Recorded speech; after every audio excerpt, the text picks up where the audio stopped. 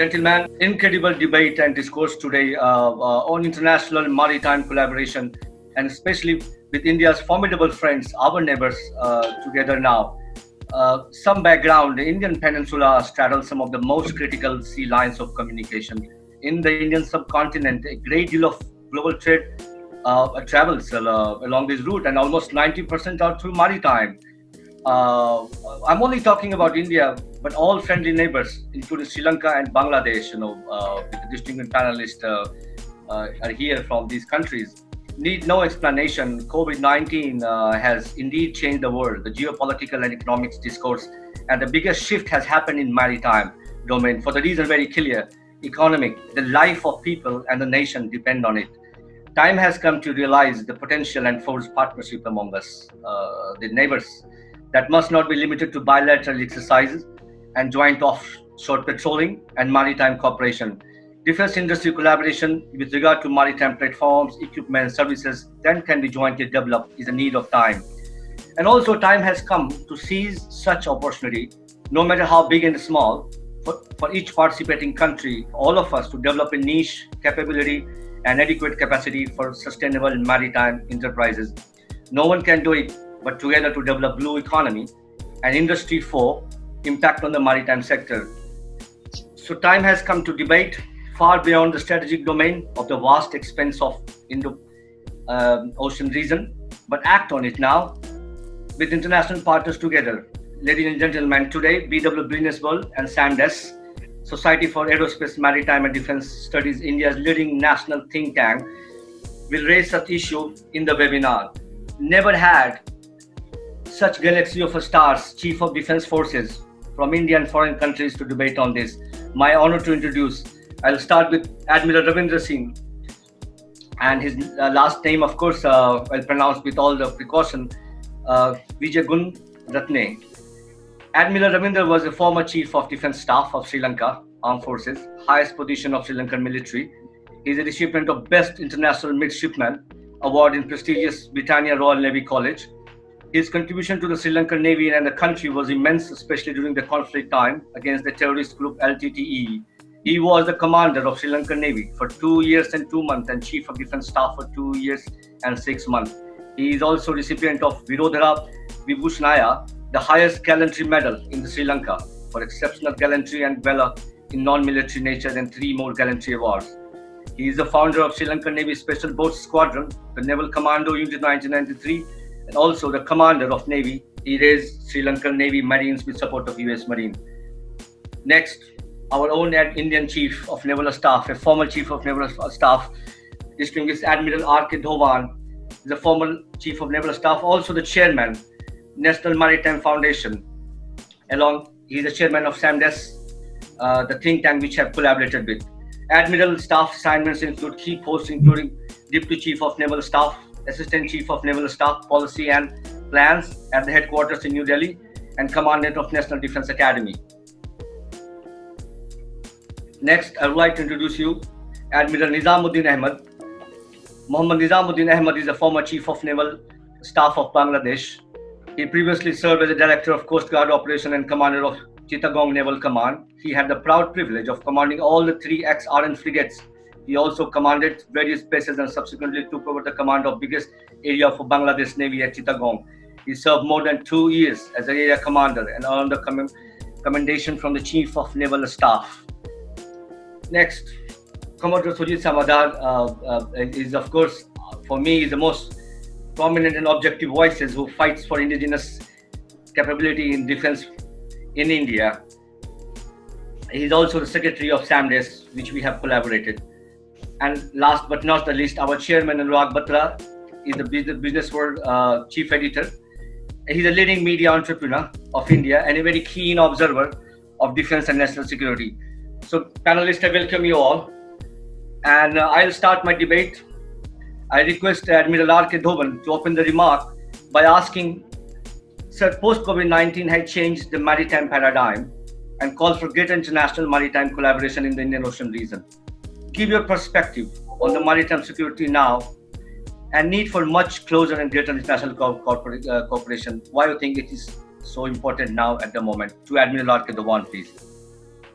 Thank you very much, Manish. You're right. The coronavirus pandemic is perhaps the biggest disaster that the world has witnessed since the Second World War. And it has impacted every aspect of our life. And it ranges from being a health and a medical crisis to an economic disaster to a humanitarian and a social crisis as well. Well, post-COVID scenario is going to be very different, and we will have to examine the situation in the maritime domain. But first, I must tell you that as I see it, the seas around us are gaining newfound importance as each day goes by, and I have no doubt that the current century is the century of the seas. Secondly, what is emerging is that the Indian Ocean region, and more importantly, the Indo-Pacific region, is emerging as the world's economic and strategic center of gravity in the maritime domain. As far as threats and challenges in the maritime domain are concerned, they are both traditional as well as non-traditional threats. Our traditional threats remain extensive as they have been. The issues in the South China Sea range from issues of sovereignty, from territorial integrity, freedom of navigation, and control of resources. As far as the non-traditional threats are concerned, they are as wide and varied as they come. Who could have imagined that in the 21st century, we would once again be grappling with pirates, or that the major threat in the maritime domain would be from asymmetric challenges and maritime terrorism? But that is a reality today. And the other challenges include arms trafficking, drug smuggling, human trafficking, and poaching, or what we call as IUU fishing.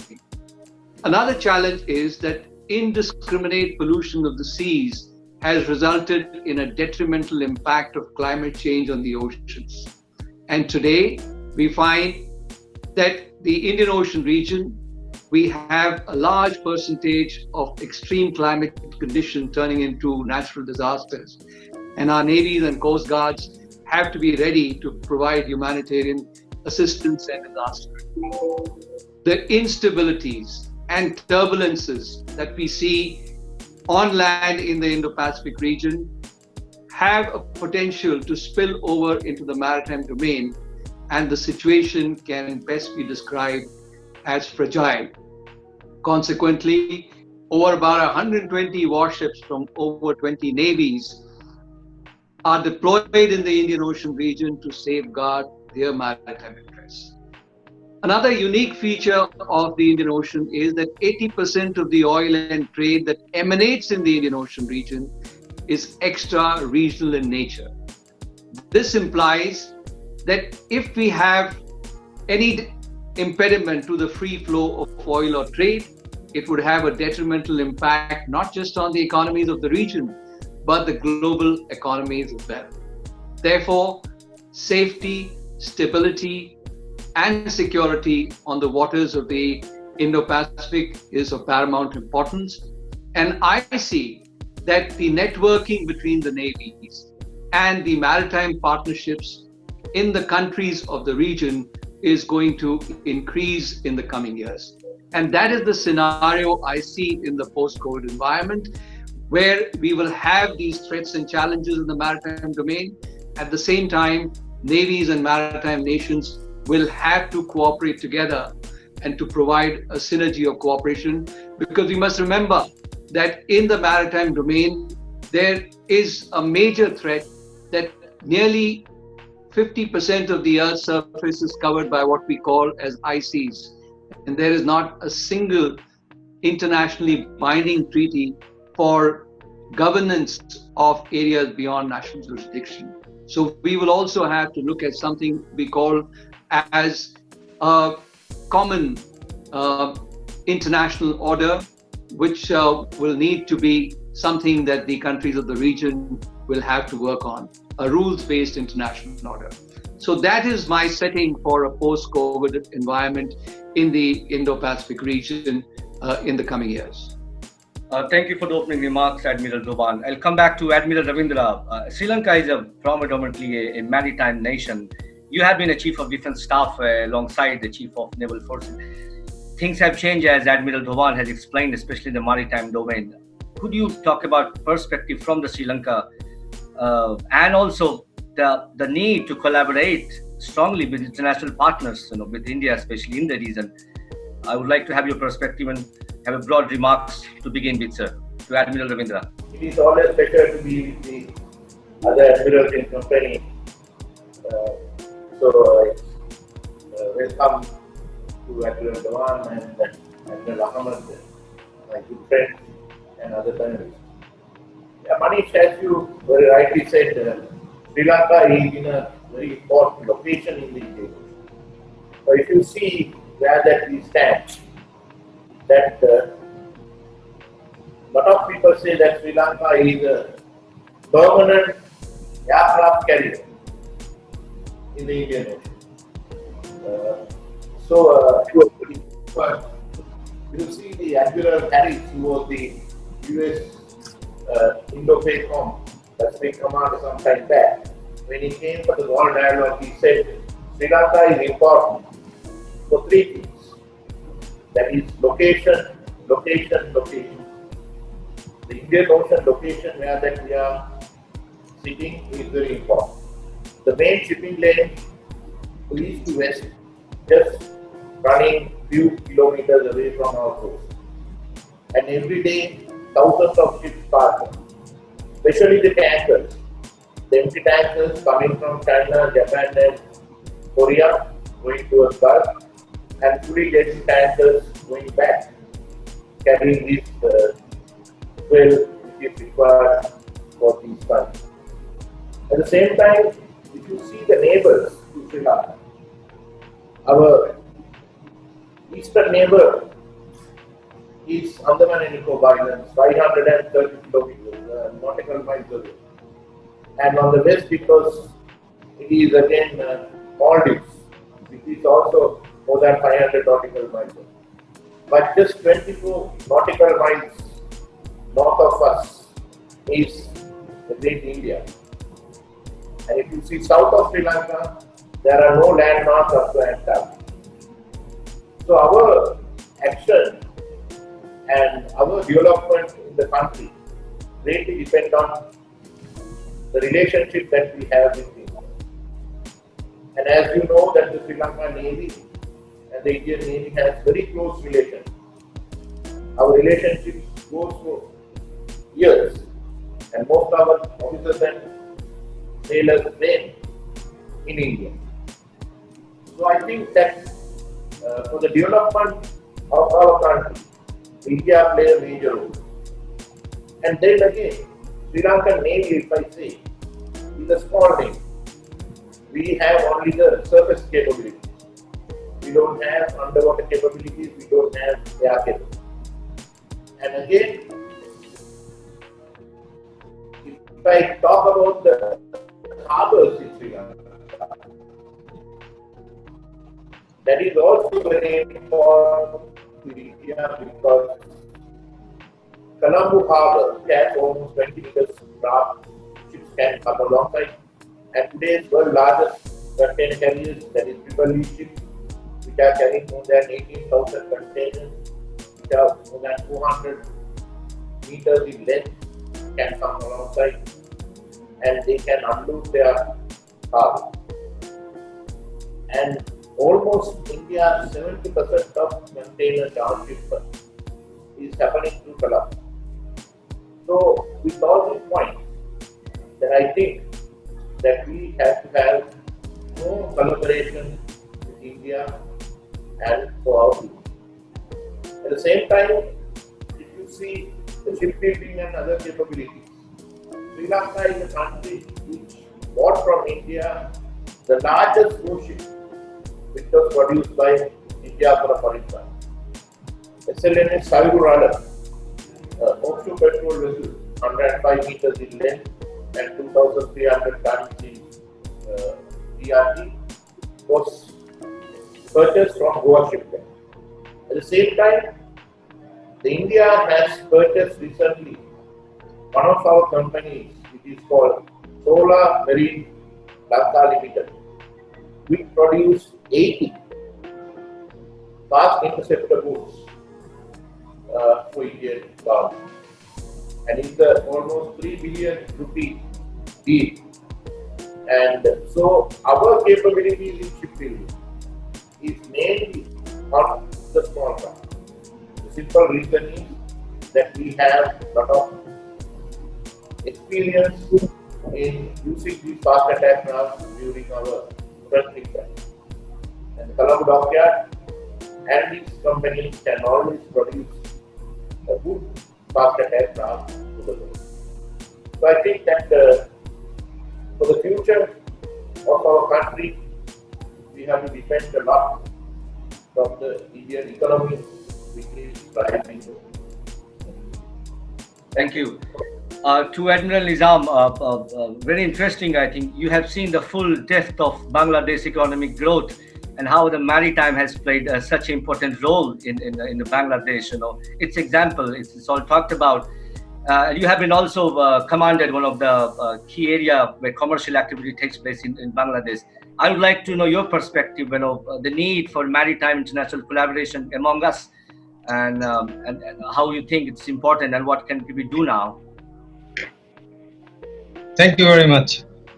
First of all, I would like to thank Admiral Dhowan for inviting me to join this webinar. And I really appreciate him for taking the timely needed initiative to establish the SAMDeS, the national think tank. Right, we have heard Admiral Dhowan and Admiral Ravindra. I think we everybody agree the importance of the maritime sector, and it is day by day is increasingly becoming an important aspect of the global economic development. So for every country wants the free trade and the free slope, ensure the slope, so that their commodities and everything can go smoothly.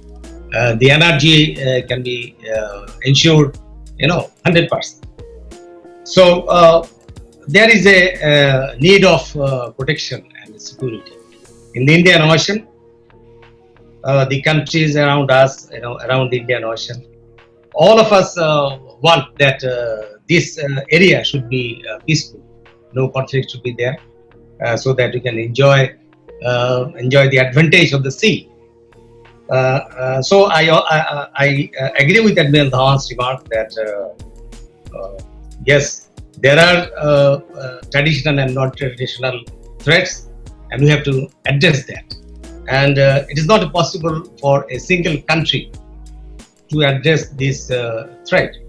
That's why we need a collaboration and cooperation, which is not easy, which is a very complicated one, because it's not easy to make a collaboration on this sector, effective collaboration. And the COVID-19, the impact of COVID-19 has worsened this and has reminded us the necessity of this cooperation, because this has changed our life, this has changed the economy of every country. So the cooperation is more needed after this COVID-19. Thank you. Thank you, Admiral. And to our chairman and chief editor, Dr. Annurag Batra, sir, I would like to ask you, how do you think we can combine the power of maritime and economy and unleash some of the potential that we have not done so far? The focus is still on the land-based trade and infrastructure in India. I want you to comment on this and open the remarks for this debate, sir. Thank you, Manish. Good afternoon to all of you. We are very decorated, very senior, and very nuanced, leaders from this domain. They have walked the talk, so to say. They know the practicalities of the aspects also, and not just doing an idealistic and a theoretical discussion. So what I'm loving is short comment. Let me say, today again, luckily we are discussing this in the backdrop of developments that have happened today.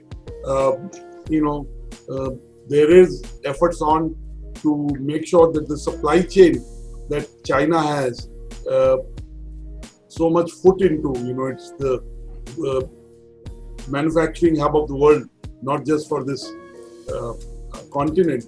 Today there is a discussion and a movement that a group of countries come together to be an alternative as a collective that has happened today on the initiation of the United States of America.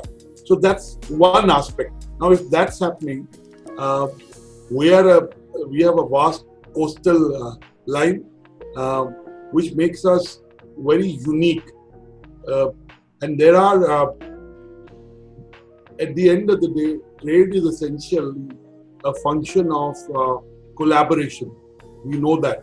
And collaboration in the last 8 weeks amongst the Quad, if I may use that term, has enhanced. I mean, it is not visible because there is no reason to make it visible. But I think, let me give you 3 concrete steps that will actually result in, first of all is the movement of goods. Our ports are still very, very under leveraged. We've not utilized most of our ports. Okay, so while we will collaborate in a manner of speaking in maritime, but we have to kind of integrate these two. Second is traditionally, we in some of the countries that are represented here have been very good allies, barring a few years, where there has been friction on some kind. I think we haven't sat down with them in a deep way to be able to kind of build an alternative, because till 2 months back, till 5.5 months back, 2 months back, Galwan happened, and 5.5 months back, COVID happened. China, we know, was the big brother, but countries weren't afraid to come out and kind of confront China. I think the atmosphere has changed. We are no longer afraid as a country and afraid as a collaborative force to be able to build an alternative to China. And dare I say, for the first time, I think the relationships that India has nurtured over last many decades have come into play. So I think it's a time where maritime collaboration can lead into real benefit, which we may see not immediately, but whatever we do today, in the next 3 to 5 years, in the next 10 years, we may see an actual impact on business, trade, economy. So that's where I would leave it at, and I will give it back to you, Manish, keeping in the spirit of short comments. Thank you, sir. Thank you very much. Back to Admiral Dhowan. We'll start. The aspect is now the whole debate is a solution debate, and thereby I will ask the very important question to Admiral Dhowan. I want to know that we have a functional synergy with these neighbors. Some important synergies we have about bilateral exercises, but beyond that, what we can do, how we can have a better, greater synergy with our neighboring countries in terms of maritime, which goes beyond the security aspect. It touches upon the trade and commerce and better maritime relations. What can we do to Admiral Dhowan? Okay, Manish, before I answer that direct question, I'll just take on from something which Dr. Annurag mentioned. He mentioned about what is happening on our northern borders, and that China has been flexing the muscles, and whatever efforts need to be made to boost up the efforts of the capability of the army and so on. I just wanted to mention that it is important for all of us to understand that 2 armies by themselves do not go to war. Neither do 2 navies or 2 air forces. 2 nations go to war. 2 countries go to war. And therefore, it is the entire armed forces of a country which have to operate jointly and therefore prepare jointly and be equipped jointly so that we can take on any challenge to India or to our nation. So that is very important to understand. So while the army has been giving a befitting reply to China on our northern borders, as you're aware, the Air Force aircraft have been deployed, helicopters have been deployed in high state of alert. naval aircraft, maritime reconnaissance aircraft, fighter aircraft have been deployed in coordination with the Air Force and the Army. And our ships have been deployed in the Indian Ocean region, which is our primary area of interest. So it is a preparation for any challenge that comes towards India. It is the armed forces of the nation which work jointly. Getting on to your specific question, he also mentioned about the issue related to our ports and harbors and trade and so on.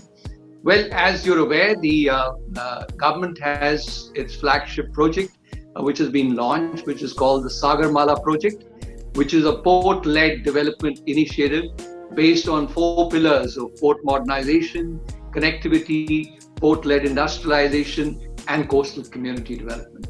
Now, this is going to be a game changer as far as the capability of our ports is concerned, to get the transshipment hubs going, to have our ports better equipped and much more efficient, so that while 90% of our trades is transported by sea, but it can be done in a much more efficient manner.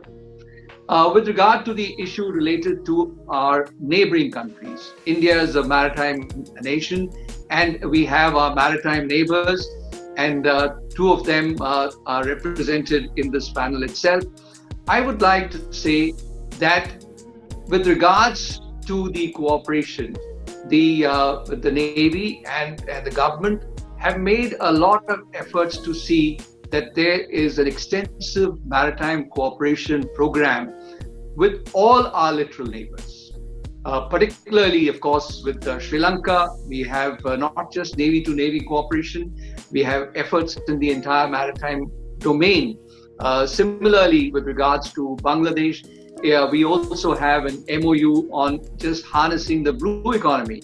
As you know, the Bay of Bengal is the largest bay in the world, with 7 countries located on the rim of the bay. And efforts are on to improve the connectivity in our islands and along our east coast of India, so that we can have enhanced trade relationship and connectivity between all our littoral neighbors. The cooperation arrangements. We have an ongoing, as I said, very robust Navy to Navy cooperation, both with Sri Lanka, with Bangladesh, other countries, whether it's Myanmar, whether it's Indonesia, whether it's Thailand, and so on. But what can we do specifically? I think I would like to say that we need to strengthen the existing structures. And if we look at the structures in the Indian Ocean, we find them at 3 levels. At the conceptual level, we have the concept of Sagar, which, as you know, is the vision of the Honorable Prime Minister of India of security and growth for all of the region. Here, I also see that there is an opportunity to link up both Sagarmala and Sagar. That means developments of ports and harbors need not just be limited to India. It can be extended through the vision of Sagar to our littoral neighbors, like in Sri Lanka, like in Bangladesh, maybe in Myanmar, and so on. So Sagar and Sagarmala we have to take at the conceptual level. At the political level, we have the Indian Ocean Rim Association, which, as you know, was established in 1997. And around 2012, we had maritime safety and security added to the agenda of the Indian Ocean Rim Association for promoting cooperation among countries of the Indian Ocean region. At the execution level of the navies, we have the unique initiative which was taken by the Indian Navy in 2008, which is Indian Ocean Naval Symposium. And over the years and today, it provides a template actually for promotion of cooperation between the navies of the region. I would like to go a step further and say that what we need to outline is actually not just a Navy to Navy cooperation roadmap, but a maritime cooperation roadmap with all our littoral neighbors in the Indian Ocean region. And this should have a whole of government approach, which means it's just not Navy to Navy. When we are going to be harnessing the blue economy, There will be the Ministry of Shipping involved, the Environment Ministry may be involved, the Transportation Ministry may be involved. So it has to be a comprehensive maritime security cooperation roadmap with the countries of our region, with the countries of our neighborhood, and that will have a whole of government approach, and that is what is going to help us actually consolidate the maritime cooperation in our neighborhood. Thank you. Thank you, Admiral Dhowan. To Admiral Ravindra, I think I take a cue from Admiral Dhowan.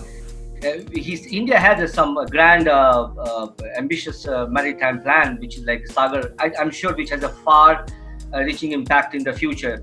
But from your perspective, from Sri Lankan perspective, where do you see the bottlenecks are? Some of the challenges which you have, which you see among the region.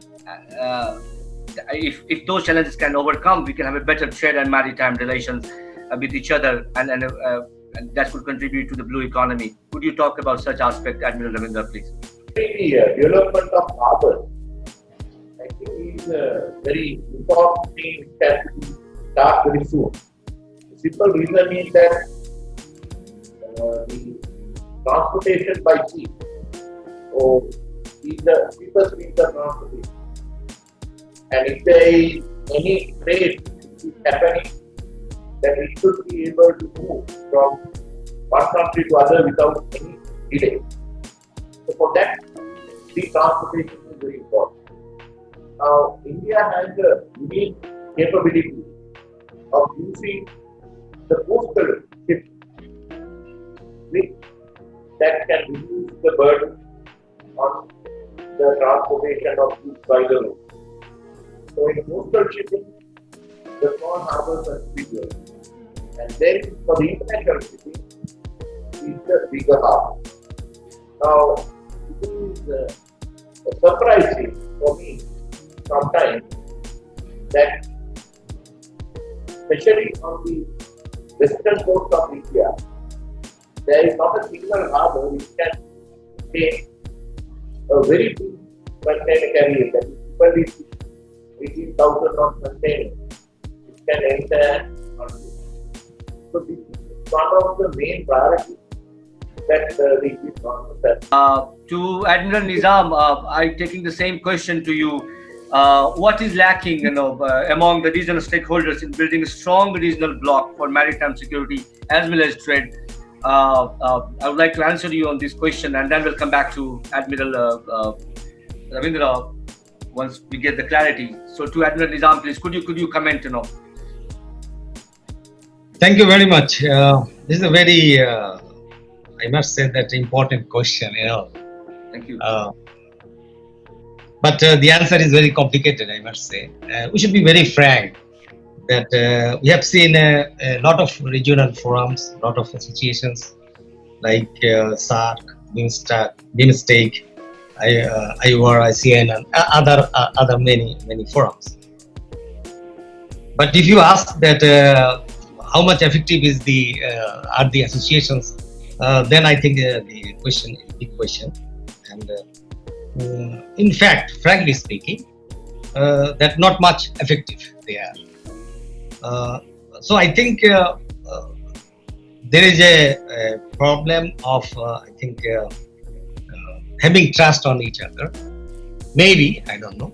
The first of all is the political will of each country. Whether the country want to, go with them, want to have the cooperation and collaboration with them, is the first one, the political will. Among the regional countries, we must have the political will. And then you must have the trust on each other. And not merely saying that, yes, we trust you and you have to trust on me. No, not like that. We have to prove and you have to earn the confidence of the country. For example, I can say that during the natural calamities or in the time of crisis, how you behave with the country, how amongst us. Do you extend your helping hand? How much you react, how much you take initiatives to solve the problem, to solve the crisis of that country. That is very important. And by doing that, you can earn the trust of that country. And another issue is for any injustice is done with any country, then you should raise the voice. At least you should take the initiative, so that the justice is enforced. So by doing this, I think you can earn the trust, and the trust will prevail among the countries, which is very necessary for having the collaboration and for having any forum. Only then I think you can have a very good cooperation among the countries in this region. For that, I think we have to rethink about the foreign policies, and also I must say that the defense strategy what we are going to have, having in mind that yes, we must work together, we must help each other as a regional force. Then I think we have to go ahead with these initiatives. Thank you. So I think Admiral Nizam has raised some very fundamental question. It's about, yes, we have the functional relation, as I said, but there is a amount of trust deficit, and that does reflect in the maritime as well. I'm again would like to, and in a broad concept, we take, being a large country, of course, but do we have certain trust deficit with our neighboring countries, especially in the maritime domain, and how we can overcome that, sir, if we have to move further? I don't think that we have any trust deficit with our literal neighbors, particularly the ones we have on the panel today. But I think it's very important that we pursue, as I said, the issue related to cooperation by taking into account the views and the perspective of the country concerned. And we start off by, as we say, bilateral relationships which have to be developed. Yes. Certainly, when two countries are discussing, there could be issues that they don't agree on 100%. But then that is the whole aim of cooperation. This is the whole aim when we talk of discussions, because we have to find a via media.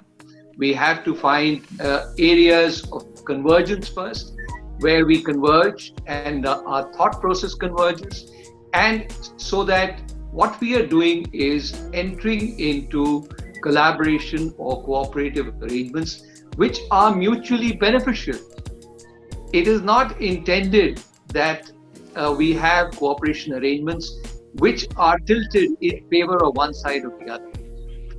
We will have trust developed over a period of time if there is some issues of disagreement, but we must start off with areas which are mutually beneficial to each other. When we talk of both Sri Lanka and Bangladesh, since those are the countries we are discussing specifically about, and other maritime nations or our literal neighbors as such, coastal trade, the issue that Admiral Ravindra Wijegunaratne brought out, is a very, very important aspect. Let us take Bangladesh, for example. We need to increase the coastal trade between us.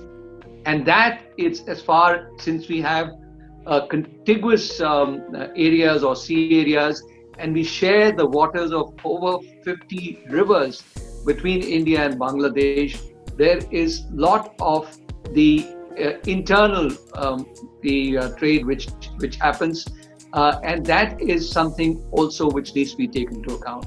So there may be issues which have been there in the past with regard to coastal trade or the trade which is on our rivers and the inland waterways. So those have to be strengthened and ironed out. As I said, with Bangladesh, we have issues which we have to resolve with regard to sharing our sea areas in terms of the resources, because when we talk of harnessing the blue economy, we also have to talk about the harnessing of our resources from the seas, which range from everything from fish to oil and gas and so on. So we have, as you know, resolved the boundary issues which were there between India and Bangladesh very amicably. And I think the time is right for us to take on areas of cooperation where we agree, whether it's in the area of giving assistance in shipbuilding, whether it's in the area of providing them assistance in the inland waterways, enhancement of trade, the fisheries areas, the issues related to development of our offshore oil and gas facilities, and so on.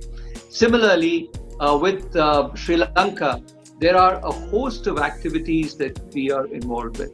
And certainly, there can be much more coastal trade that can happen between our two countries.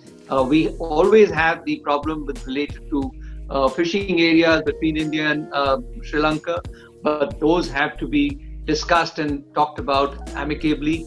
We have to talk about the assistance with regard to what we can provide for their Navy, because here it is both with all our neighbors, it has to be capacity building as well as capability enhancement. Right. I just like to interrupt you. You said a fundamental point that it's time to take a big leap, big jump, basically. When we talk about big jump, Admiral Ravindra said Sri Lanka has been buying, frigates from us. We have been buying some of the platforms from overseas market, the Western market, basically. The fundamentally time has come to address, can we as a regional partner collaborate, co-create, co-design some of the platforms with each other, and how can India project itself as a maritime nation and sort of give a hand to these neighboring countries?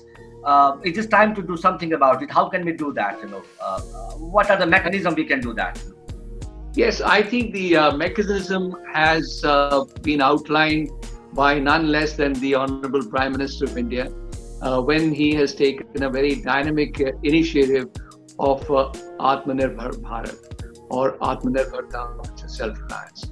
And I think in this area, I would like to say that we need to move forward, because this is also now linked with what we have, the defense production and the export promotion policy of 2020, which talks about a turnover of nearly 135,000 crores, which is and of this, about 35,000 crores is going to be in terms of exports. So if we are looking at this, we have to look at as to how we can help our littoral neighbors. And specifically today, we talk of Bangladesh and Sri Lanka at that. Certainly, India has the capability in terms of shipbuilding, and that is not something new. I can tell you that the blueprint of the Indian Navy is actually firmly anchored on self-reliance and indigenization, which is Atmanirbharta and Swadeshikaran. And we have nearly 50 ships and submarines under construction for the Indian Navy in our own shipyards, both public and private. And these range, as you know, from aircraft carriers to frigate destroyers and submarines. This is certainly an area that we can cooperate and collaborate with our littoral neighbors, our littoral navies, whether it's Sri Lanka, whether it is Bangladesh, and actually provide them the assistance which meets their requirement. As Admiral Ravindra mentioned earlier, he said that the 2 offshore patrol vessels were made by Goa Shipyard Limited for Sri Lanka. At the same time, we had the fast patrol craft, the FICs, coming in from Sri Lanka to India. Similarly, we can have collaboration with these shipyards in Bangladesh, and our shipyards could collaborate to build something for them, design and develop as required for them. We have done it for Mauritius. We have provided some patrol vessels to Seychelles, and to the Maldives we provided assistance. So we need to work together with the navies and our neighbors, Sri Lanka, Bangladesh and others, and come up with projects, come up with suggestions where they would like the assistance, and we should work together as partners to provide the hardware, what we call as capacity building, and of course the capability enhancement in terms of training assistance, in terms of the maintenance assistance. We are also, as you know, doing information exchange for enhancement of our maritime domain awareness. So those are all the areas which are mutually beneficial, and we need to cooperate in that line as well. Thank you. Thank you, Admiral Dhowan. To Admiral Nizam, Can you hear me, sir? Yeah, I can hear you. Yes. So you know that in the defense capability we're talking about, and that is the fundamental gaps we have. You know, India is also a net importer, more or less, for a lot of arms. No one country can do this in subcontinent alone. We need partners. You know, look at the example in the Eurozone, how they collaborate in some of the best of the fighter jets when they come together for their platforms. Can we not do something like this together when we can pool the capital, the talent, the technology, and we produce something, the scale and capacity, and gain from each other as an industry and as also as an economy? What is your take on this? How Bangladesh can do something like this, and how excited you are about this? You know, do something with India or say Sri Lanka together. Yeah, thank you. I must say that in this aspect, you know, the relationship between Bangladesh and India is excellent. It's excellent, I must say. And not only within the country, especially particularly the relation between the Bangladesh Navy and Indian Navy is excellent. In my duration when I was the chief, and the other counter was the Admiral Sunil Lamba, my good friend. Yes. You know, we both of us took the initiative, you know, to start the corporate, you know, coordinated patrol by the two Navy ships for the first time. And we faced some challenges, but we are determined. We had trust, we had confidence on each other, and we could overcome their challenges, and we could make it. And in I think in 2018, we have started the corporate between the two navies. So that's why I was telling that the trust and confidence is very important. There is no problem between India and Bangladesh, but I'm telling about the region. In this region, if you want a regional cooperation, then you must have that. Okay. Now the building of warships. This is a very competitiveness.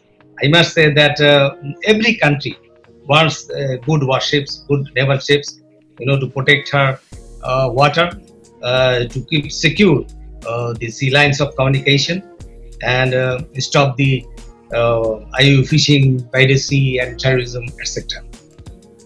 Now, in case of Bangladesh, practically, you know, the warships we have almost 70% plus from China.